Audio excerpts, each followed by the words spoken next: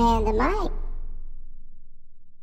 And we're off. This is the Man the Mic show. Man the Mic, what's going on? This is your host, Mike Anderson Jr. I'm sitting here with Manny Watkins looking officially work clean. He looks clean for the office today. I appreciate you coming through all cleaned up, man. Yeah. I had to get all cleaned up and ready for the show. It's good to see you that you're taking all this really seriously, and you want to dress the part. I'm gonna have to work on it because clearly, I'm a little bit out of my depth, man. But hey guys, again, welcome back. This is Man the Mic show. Sorry we left y'all slacking. It's Man the Mic. But we're back, and we got another action-packed. Man was actually in Las Vegas. Yep. He was there for Summer League, quote unquote. checking out some of the players. Yeah, officially and officially, he was there for Summer League. I don't know about all that, but Vegas is a little mixture of everything. So, how was Vegas, man? It was good. It was a lot of fun.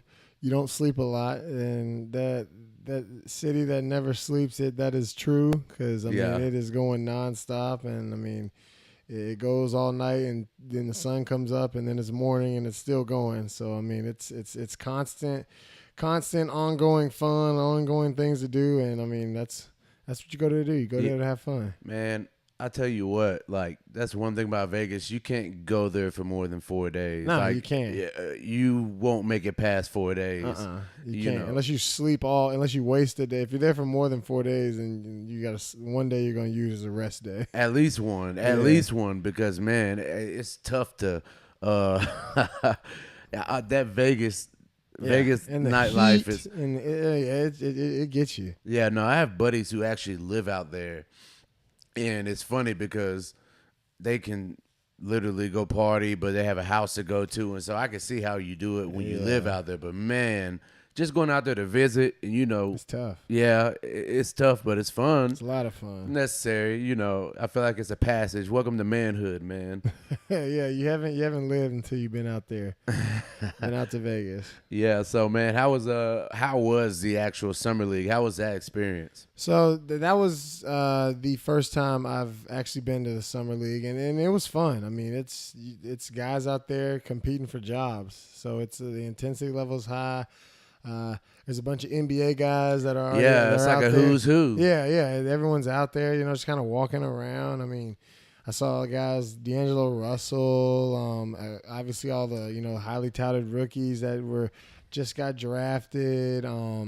Guys like James Harden, Chris Paul, Dame, Lillard, all those guys are out there. They're out there showing support to their future teammates. So I mean, it's a great experience. It's fun. I mean, the NBA really does a good job of promoting it, and it's getting bigger and bigger every year. I mean, the games are packed. Yeah, no, it's crazy, but I hear it's not a very expensive ticket. No, it's not. It's an expensive ticket, but it's not undoable. Oh well, now it is, but when it first started out, it wasn't. Let me clarify that. Okay, because It was $42. Oh, okay. I mean, which isn't, it's not gonna break you, but I mean, it hurts your pocket. I mean, listen, and you get it all day. You go in the morning, you get a stamp, you get your ticket, and you're good for the whole day. So, yeah, it's worth it. Well, compared to everything else in Vegas, I feel like that's $42. Like you're not. Yeah, I mean I mean, everything else in Vegas is you get a water, it's $8. Like it's man. Oh my gosh, it's ridiculous. It's a lot, yeah.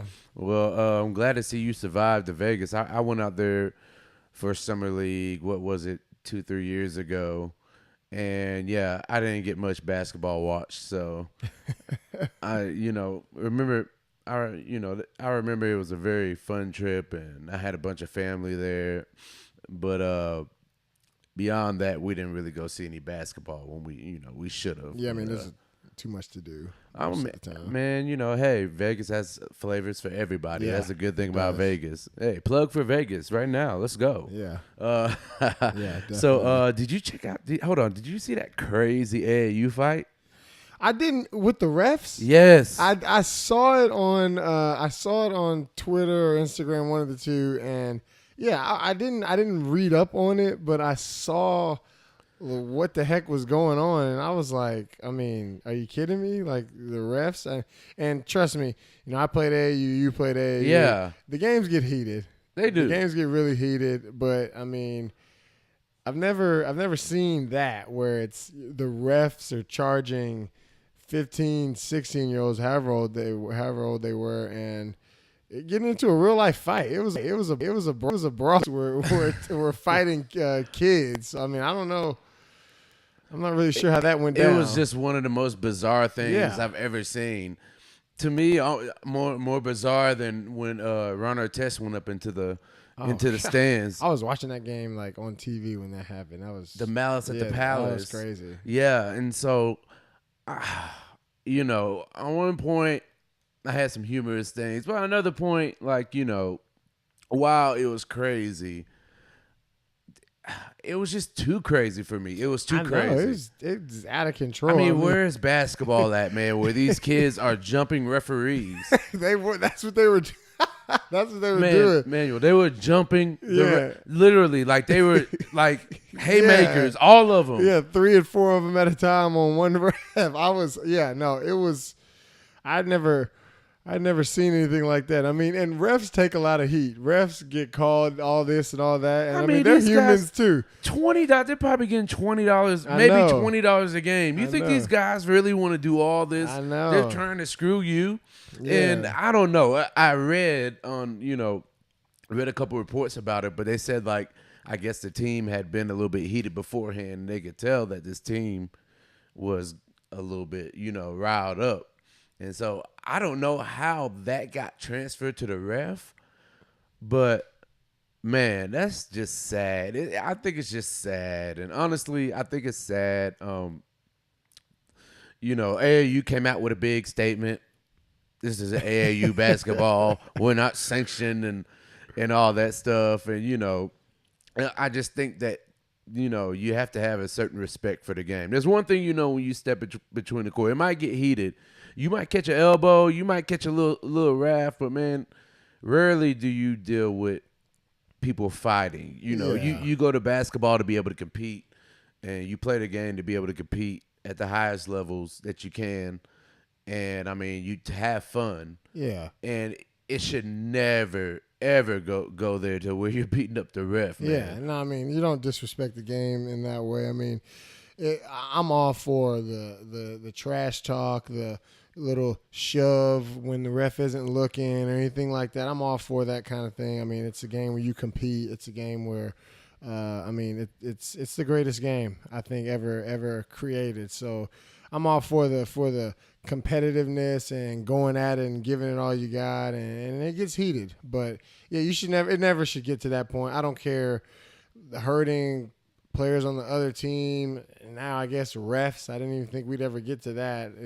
But it should never get to that point. I mean, there's one thing competing and going at the other team, going at the other team's neck, but that was just out of control. Out of control. Yeah, I don't know if any other tournaments are going to let that team into their Well, tournament. I mean, they shouldn't. They should be banned. Yeah. They should be banned. And the coach, I mean, what was the coach doing? I'm pretty sure the coach is probably egging it on. Yeah, I mean, that's what it felt like because, I mean, it just had me thinking, like, what is the coach doing the whole time? Like, to just let his team kind of do that. And you kind of see him in the middle of the video, but it's too late, and you just don't ever want to see it get to that point. So, just wanted to touch on that because, man, I was just like, golly, that is bizarre. Like, yeah, I'd never seen anything like that and I played a ton of AAU games, been to a bunch of tournaments, and the tournaments is 6 different courts playing at one time, and I've never seen anything like that. I've seen a few fights between teams, but never anything that involves the ref or anything like that. Yeah, and it's gonna be interesting to see the stories that come out and what transpired to get it that way. There's gonna be about 16 different accounts, and people are gonna have to put it together with video and piece it together. But yeah, that team should definitely be off the circuit, man. Yeah. You can't have that. You can't have that, and gotta teach a lesson. Set a precedence. But let's go ahead and transition. This is the Man and Mike show. We're gonna transition into, I guess, let's go into free agency. Devin Booker. Yeah.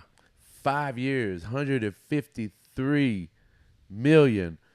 Hold on. This man deserves a song. Good God. Here comes the money. Here we go. Money talk. Here comes the money. Oh my God. Yeah, no, I think he even sold him short a few million. I think it was 158. Oh my Yeah, I gosh. think it was. It makes me sweat just think about it right now. Yeah, I know. And I mean, and then the picture they posted of him signing the contract, the smile was. There was no other smile than. You remember I just that? signed him You for remember little 150. Devin coming? Are you, man? See, I don't remember this. No, but he wasn't little. Did he come to camps? Yeah, and he stuff did at used to Missouri? come. He was coming to Missouri Because his camps. dad didn't his dad go to Mizzou? Yeah, you know Okay. Melvin See, Booker. I don't Big ever Book. remember him. Yeah. Yeah. Okay, he used to come and I mean, Was he at the same camps I was at? yeah, I was about to say y'all like Really? he's literally Wow. just a little bit younger than you were. So yeah, that would definitely make Was he y'all go to the good? same camp. Was Yeah, he- he was was he really really good good? for his age. Okay, I don't ever remember. He was really good, and you could tell he was growing. Like he sprouted up, and he was Wow. taller than Melvin. You know, I was like, dang. He's tall. He's Yeah. definitely tall. He's not one of the a lot of guys that they'll be 6'7" in the media guy, but then you get out there and they're 6'4", Media guy 6'5". 6'7". See, But no, he is legit everything, every bit of that height. I remember we played him my sophomore year, and we went to Kentucky, and I was walking out on the court, and they were standing by the bench, and I walked by him, and he was every bit legit a 6'7". He's tall. man, tall burner on him. Yeah, he's got the shot. He can score, man. I mean, I would have did it too. I mean, I think that's a great investment. You got to keep that guy, keep Especially him the way happy. the game is going. You need shooters, and he's a versatile, tall guy who can knock the shot down. I mean, he scored 70 in a game. Would I he mean, be you can't- your number 3 shooter behind Clay and Steph? Give it a good thought, because this is on the spot question. Yeah, I would. I'm still giving the nod to KD. I still think the Warriors have 1, 2, and 3. And then, Wow, really? And then, yeah, just sheer Yeah, knocking shots down when you need him to go in. I mean, I can't argue with that. I mean, putting Devin Booker and KD on the gun and saying first one to make this. Yeah, I think Booker can get KD, but I mean that's not how the game is. So I'm thinking game makes obviously Steph number 1. I think then Booker's Clay. on the way. Booker's on the way. But then I would still give the nod to knocking the shot down that you really need. If you want someone to have the ball, I'm giving it to KD. But Booker is on the way. He's 22. Yeah. I mean, he's I don't know. He's a kid. He was like the youngest kid in his draft class. He's got a long time. Oh my gosh, man, this guy's gonna be in the league for at That's least. what. And think about how much money he's gonna. If this is his first Yeah. real deal. He's gonna get to almost to $500-600 million earned Oh yeah, there's by the these- time he's done. Like he'll these be guys half a like- billion dollars. It's crazy. It is. It's crazy. I don't. It's hard to put into words. Yeah, I really. was debating somebody on this earlier today. Well, not debating, just having a discussion. It was actually about how Houston was basically saying we're going to offer Clint Capella $60 million. Mm-hmm. Capella thinks he's worth $100 million. He's That's a not big worth difference. $100 million, But but they're that's- gonna. That's what he's got to do. That's a huge difference. That's a big difference. And people argue me, and I said, listen, Clint Capella is not $100 million way. player. No, well, he's You not. gotta I don't have even a think package. he's 60. I think he got off of with having James Harden and Chris Paul on his team, where he can kind of just float to the basket and get oops. But I mean, he's in the position where he's gonna get what he wants, basically. So, Well, I don't know. That takes another team giving him what he wants, and that's not guaranteed. He's not $100 million player, but somebody will say, hey, we think you're an $80 million player. We think you're 85, 95, or they're going to get pretty close. So he might actually get that $100 million now that you say it, man. You know how the market is. I can't. Teams, Bismack Biyombo. Keep that in mind. The guy had, I mean, granted, I like Clint Capella better, but the guy had one playoff game where he had like 15 rebounds. The Magic, one of the best organizations in basketball, goes and gives him the world, and now look at that. I mean, Awful. You got to be careful, especially with bigs. You got to be careful on what you're doing. And I know he's in a position where you kind of have to give him what he wants because, I mean, he's one of the few versatile bigs. I can't give him $100 million and the man can't shoot a jump shot or a free throw, man. Yeah, I can't give him $100 million. I really don't want to give him 60. I want to give him like 45 just because that's what you're gonna have to do. Cause not even a perennial all-star. No, he's not, and I don't think he'll turn into one. He doesn't have any skill set that he can't go score on his own. He has a high motor, but I mean you saw in the playoffs. I mean that motor with no skill set doesn't help you. Yeah, it's not going to translate. It's not going to translate against those elite teams that you're going to have to be going up against. Well, especially in the playoffs when people are really digging in. And see, they're digging in, they got the whole film on you from the whole season and they're going to really pay attention to assignments and things of that nature. And so a guy like Capella, who floats around, who catches the garbage and gets lobs, like, man, that ain't no $100 million player. No. It's not, but I mean, we'll see. We'll see what the Rockets do. Do you think the Rockets were a one-hit wonder? I'm a little worried. They got rid of Ariza. They're gonna have to get rid of Luke Mbamute. If they do this with Capella, yeah, they're giving Chris Paul that big deal. That you have to, otherwise you'll lose him. Well, they don't have Joe Green anymore.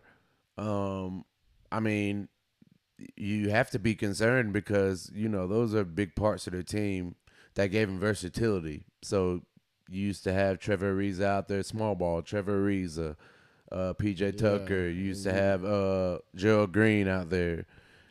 And, yeah, that's a legit question because Houston, they were the one team that actually made the playoffs interesting. They did. That was that Houston Golden State series was basically the finals we watched. I mean, it was the most exciting series. It was the one where we saw the Warriors kind of sweat a little bit. Even though it didn't seem like a lot, it was a little bit of a sweat and like, oh wow, it's game 7 and everyone's wants to say, Chris Paul with him playing, you never know what could have happened. Yeah. But he didn't play, so that it is what it is. But they pushed the Warriors to the limit.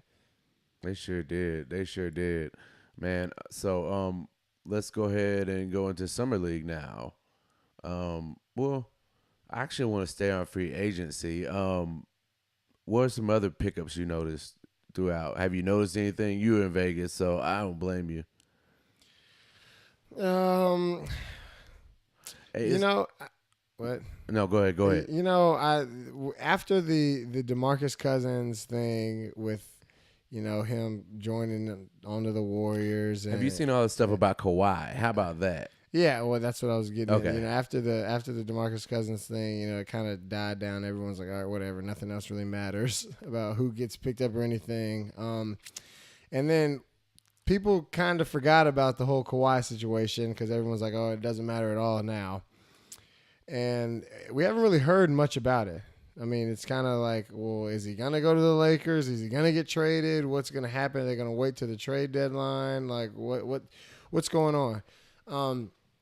First, like me, I'm with Kawhi on this whole situation. A lot of people think he's kind of acting, out and acting almost like he's just being soft about the whole situation. But, you got to look at it like this.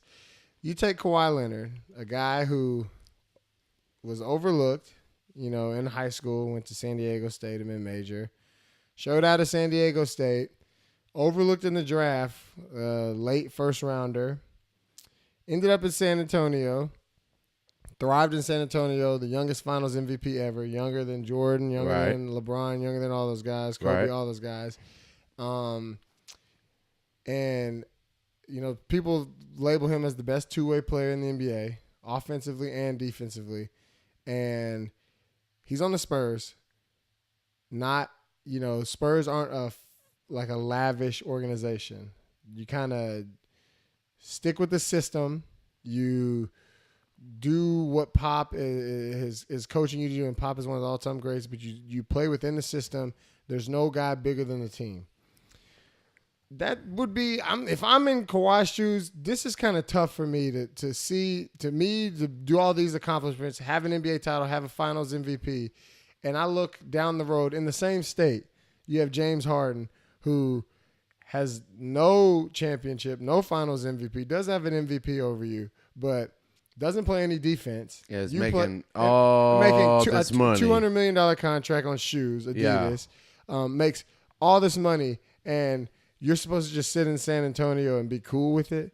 Like that's I think that is where Kawhi's coming from. I honestly think it has nothing to do with he wants to go home and play. That's a bonus, but he's like, okay, I've been overlooked my entire life.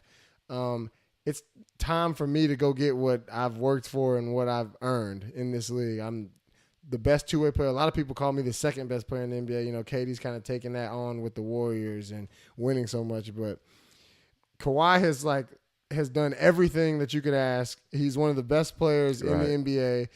Really single-handedly was beating the Warriors 2 years ago. They had him down 20, and until Pachulia knocked him out, took him out, went under him. So I mean, if it's me, I'm looking like, okay, this guy James Harden, who doesn't play a lick of defense, dribbles the ball, shoots a bunch of shots. He's good. He's really good. But I know in Kawhi's mind, he feels like he's better than James Harden. Yeah. So I think the only guy he doesn't feel like he's better than is LeBron. I think Kawhi thinks he's better than everybody else in the NBA. And he's looking at James Harden, TV shows, State Farm commercials, Adidas, $200 million. But Kawhi isn't even he didn't present himself like that. He doesn't present himself that way. But I think in his mind, he feels like I'll never be looked at as that kind of guy as long as I'm on the Spurs. You think of Tony Parker. I think Tony Parker is one of the best point guards ever to not get that much exposure like that. I mean, he won the Spurs championships. Duncan doesn't win any of those championships. I mean, he won one without him, but he doesn't win any of those other ones without Tony Parker. He might be one of the most underrated point guards ever. Tony Parker was a dog. He was hard to guard. His game unorthodox. He would do things so quick, fast. Pull up. His mid-range was crazy. But when you play for the Spurs, you're in a system, and that's how people look at it. I mean, that's what people look at. People look at, they play great Spurs basketball. When you look at the Rockets, you look at, that's James Harden, Chris Paul. Like all these, every other team, you look at the players. When you think of the Spurs, you think of Spurs first, Pop, Spurs. You think of the team. So, I mean, if I'm Kawhi, I'm like, look, the guy 2 hours or however far Houston is from San Antonio isn't as good as me. I have a championship. He doesn't, and he's making 3 times as much money as me. I'm going somewhere where my name is going to elevate. Like I've worked hard. I've been overlooked my entire life. Yeah. That's what I think he's coming from. I mean, that's what I would be doing. Well, I appreciate you. That's a look inside of Kawhi Leonard's mind with Manuel Watkins. I'm going to tell you what I think after this quick break. Okay. Let's take a little water break, 1, 2, and we'll be right back on Man the Mic Show. Thanks for listening. All right. And welcome back. We're back from break. It's Man the Mic. It's Man the Mic. Okay, so we just got done. Man took us through the mind of a Kawhi Leonard. So, I've been hearing all the rumors and all the stuff about how the Spurs went up to New York or went to wherever Kawhi was, and basically they hid him away in the back room. Like they didn't. I don't know how. I can't believe any reports. Man, that's what they said. It's like when the Mavs locked in. I think that Kawhi is bored. Elaborate. San Antonio is boring. It's boring. The Riverwalk is boring. He The seems Spurs like a is boring. He's laid back, but I mean, in his heart, he wants to live somewhere, and he's from LA. Like he's from LA, like that's home. He prefer, old boy on ESPN says he prefers Rodeo over the Riverwalk. Can't be mad at that.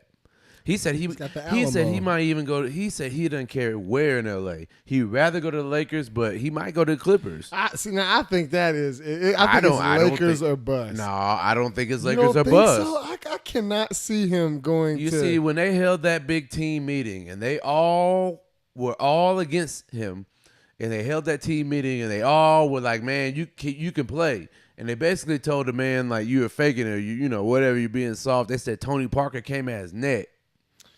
Yeah, and, I think that's true. yeah. And then Pop had a lot to do with that. I mean, Pop the medal with him twice, and he still ain't nothing happened. Yeah, I just for someone as high caliber as Kawhi, don't settle for the Clippers. You could go all out. You got to go with the Lakers, and I don't think he has a problem with being second fiddle to LeBron. I just don't. I can't see Kawhi. I don't end up know, on man. The Clippers. You just went on saying about how he's within the system, and James Harden's doing this and that, and now he doesn't give a crap about being second fiddle. Like how does that work? Yeah, I mean he'd be second fiddle, but he'd be 1B. It wouldn't be 2. He'd be a 1B. He'd get all the endorsements. He'd be just like Kyrie. Man. Kyrie blew up with LeBron.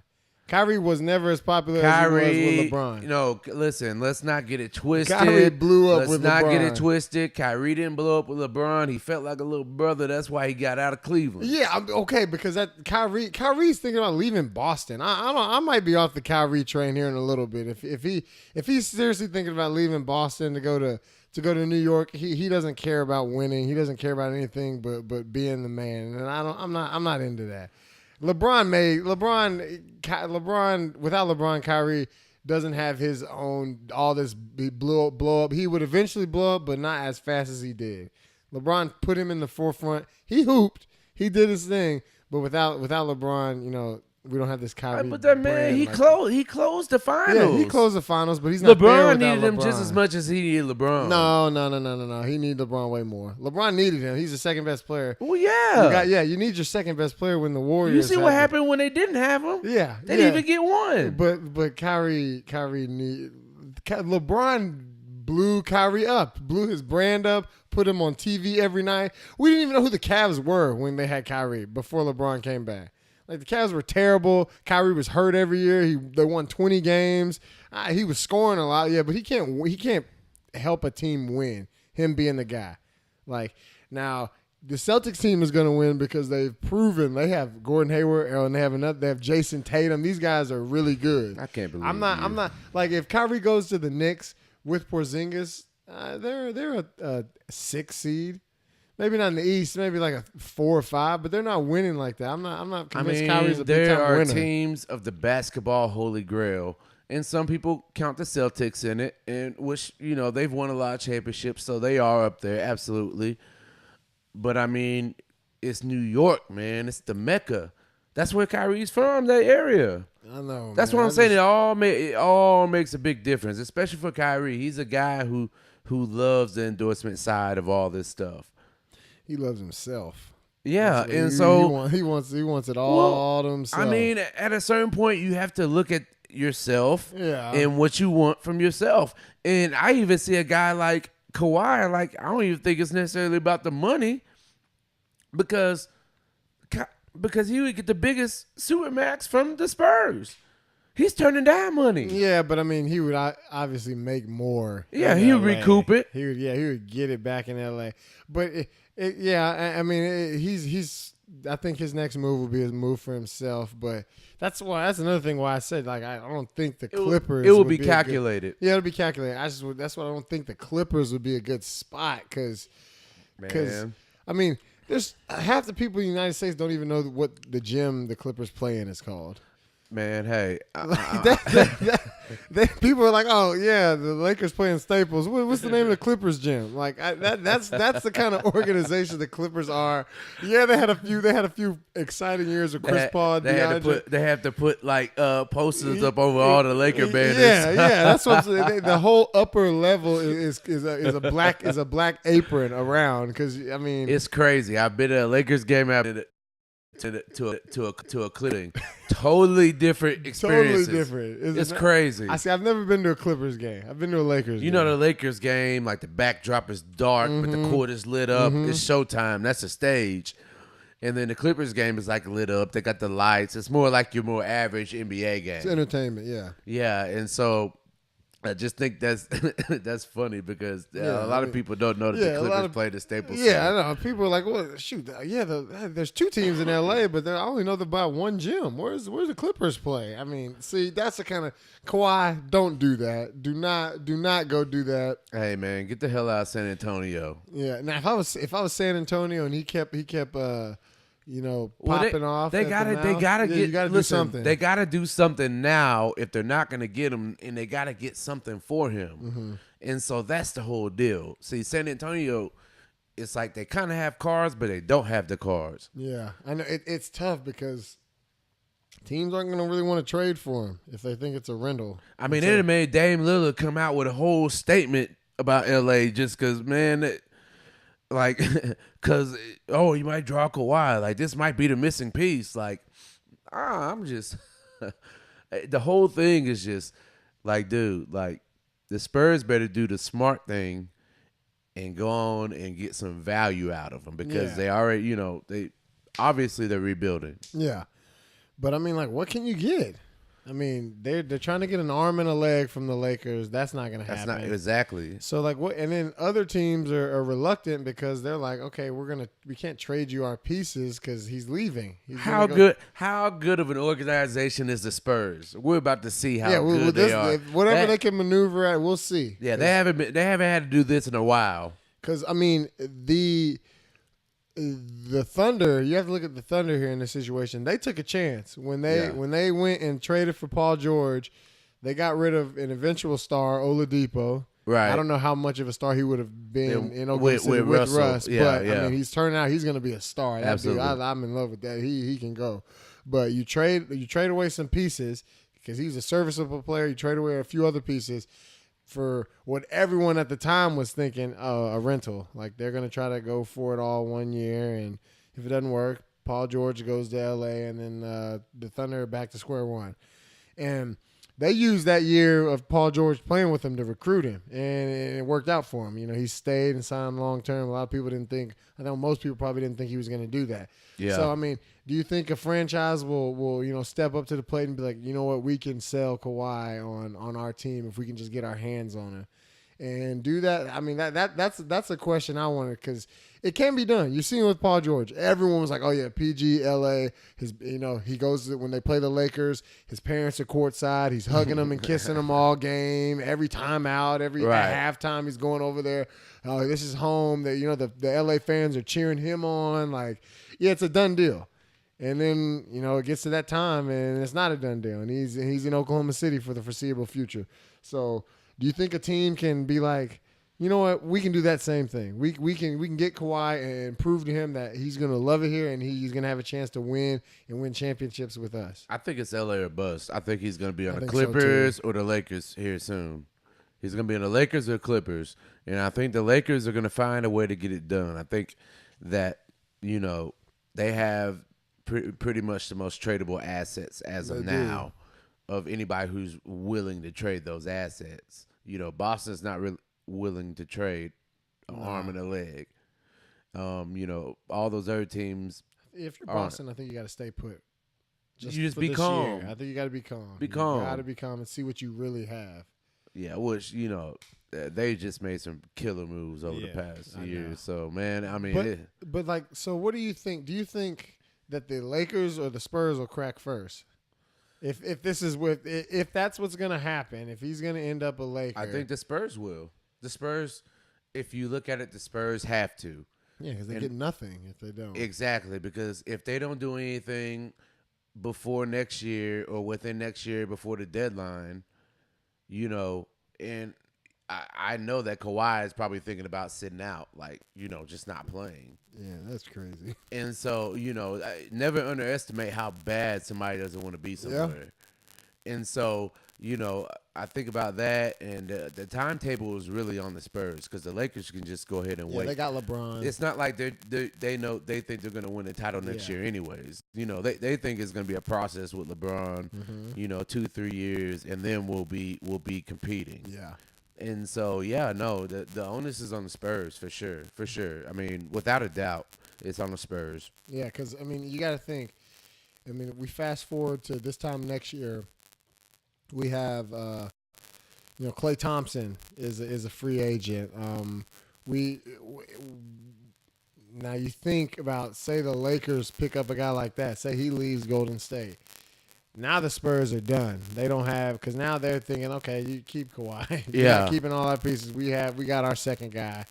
We don't need you. So I definitely think the Spurs are gonna have to eventually do something because it's apparent that he's not gonna be a Spur for too much longer. We just have to wait out and see. But speaking of that, do you think that Clay breaks up the ultimate marriage?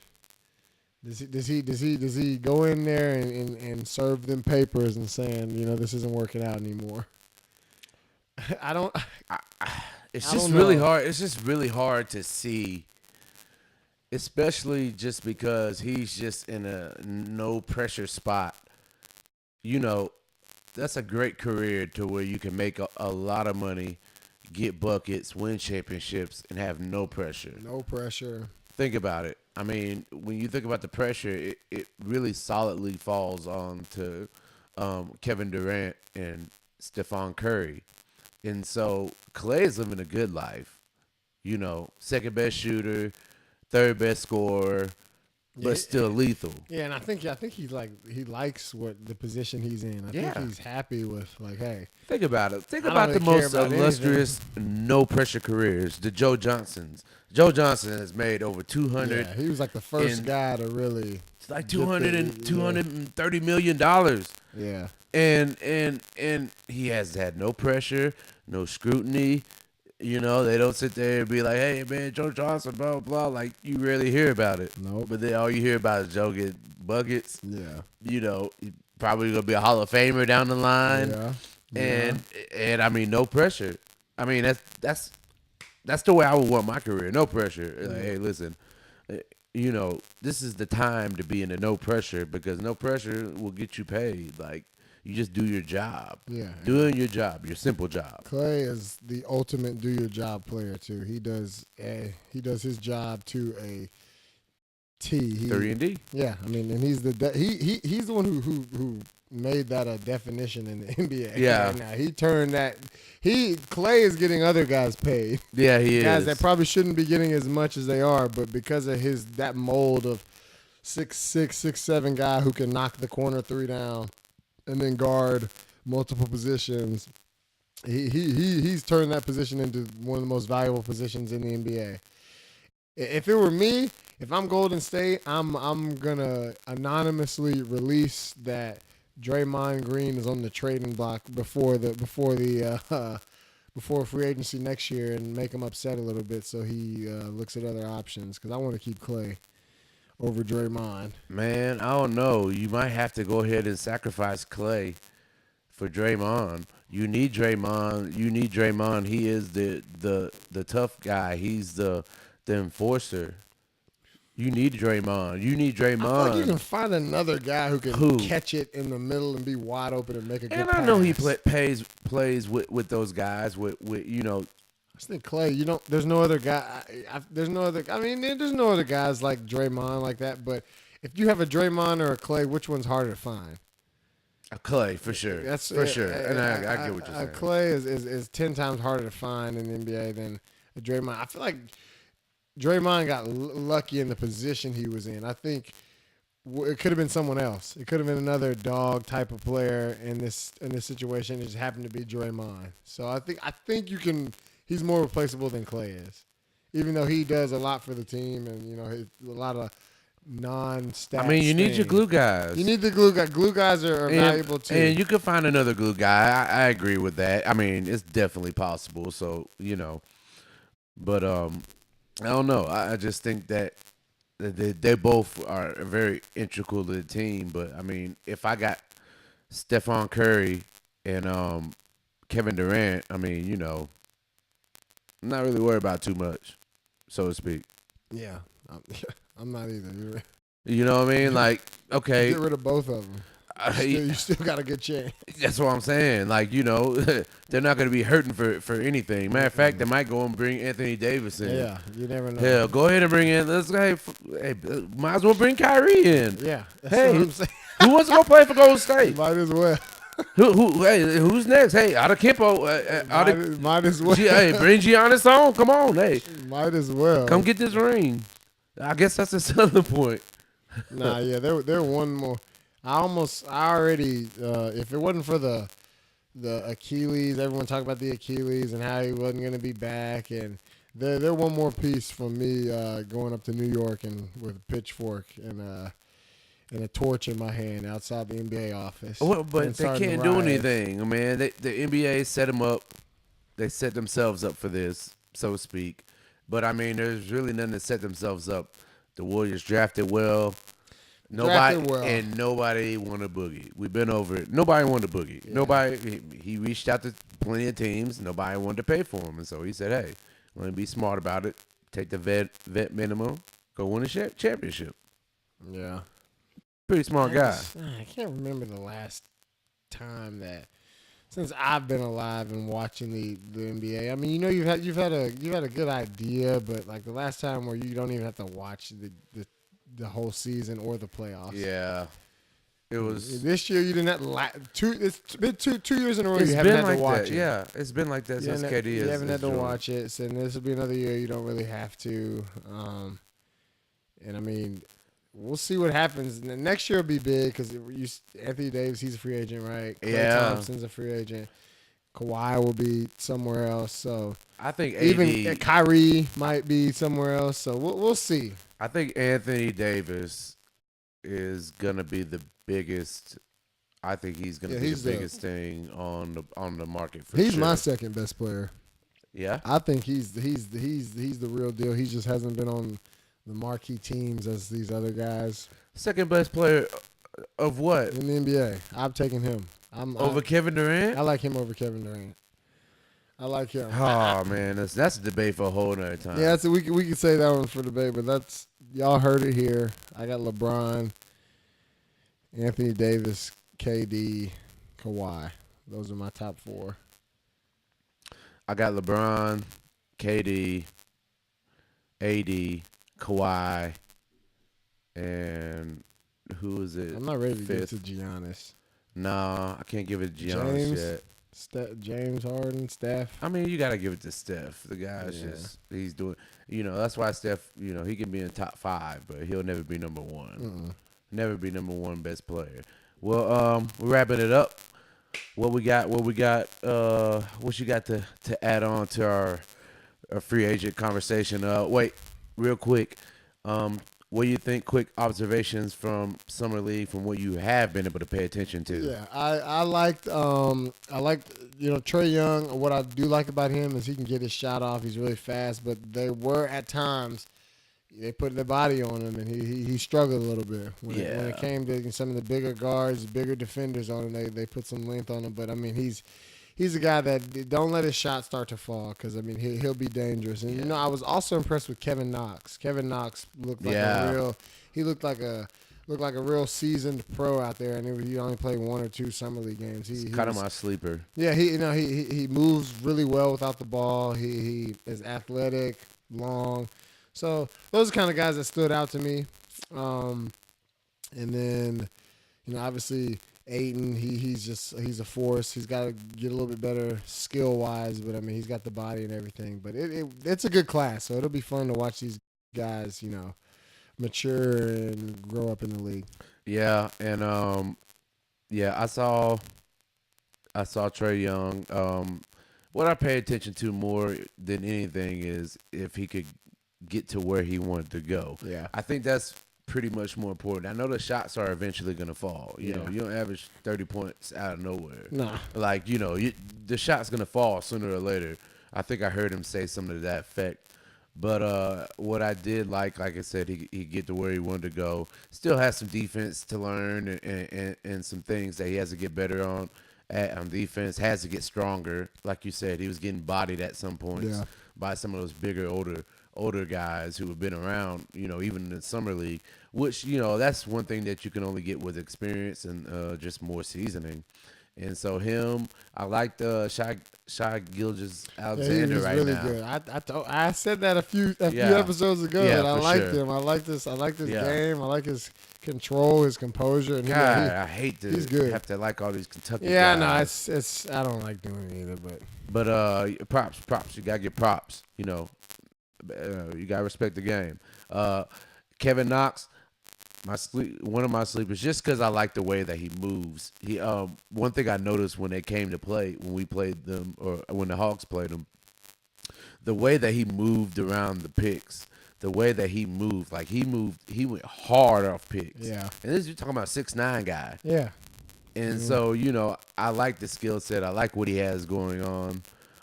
And he's doing a lot of different things, which I know they like in New York.